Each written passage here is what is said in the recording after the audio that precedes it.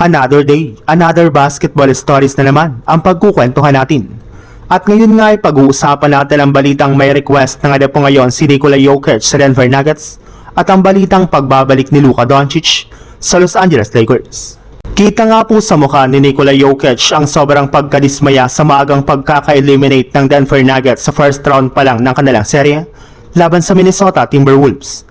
Inamin nga po nito na sobrang sama nga po talaga ng kanilang depensa at halos lahat nga po sila ay hindi nakakakuha ng rebound sa kanilang Game 6. Pabiro pa nga po nitong sinabi sa kanyang post-game interview sa media na kung sa Serbia nga po sila naglalaro ay marahil lahat sila ay tinanggal na sa kanilang kupunan. Bagamat man nga po pabiro niyang sinabi ang ganitong klaseng pahayag, ay mukhang nagpapahiwatig na nga po ito sa front office ng Denver Nuggets na kailangan na nga po talaga na magkaroon ang team ng malaking pagbabago sa kanilang lineup sa darating na offseason kung gusto man nga po nalang makapag-compete ulit sa kampyonato. Simula nga po nang magkampiyon ang Denver Nuggets taong 2023 ay hindi na nga po naging maganda pa ang kanilang kampanya na siyang dahilan bakit na-frustrate si Nikola Jokic sa kanilang kupunan. Kung hindi nga po sila gagawa ng pagbabago ay maaari nga po na maaga na naman silang malaglag sa susunod na season. Sa ibang balita naman, marami na nga po ng mga fans ng Lakers ang nagtatanong kung makakapaglaro pa nga ba si Luka Doncic ngayong playoffs sa kanilang kampanya. Kahit anuman nga pong gawin ni Luka Doncic para mapabilis ang pagaling ng kanyang hamstring injury ay hanggang individual shooting lang naman nga po ngayon ang nagagawa nito.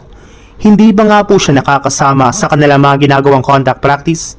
Kaya ito na nga po ang dahilan bakit ibinulgar nung nakarang linggo na posible nga na pong hindi makapaglaro si Luka Doncic sa Lakers sa second round ng playoffs laban sa OKC Thunder. Pero base nga po sa pinakahuling inilabas na balita ni Shams Charania ng ESPN, may tsansa para naman nga na po talaga na makahabol pa si Luka Doncic sa kanilang magiging serye kontra sa OKC Thunder.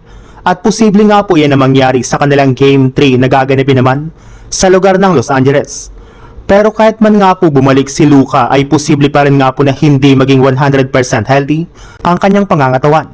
Maaari rin naman nga po na maapektuhan nito ang kanilang depensa since magiging limitado nga po ang kanyang mga ginagawang galaw sa loob ng court. Kaya malaki nga po ang inaasahang gagawing adjustment ng Lakers sa kanyang pagbabalik.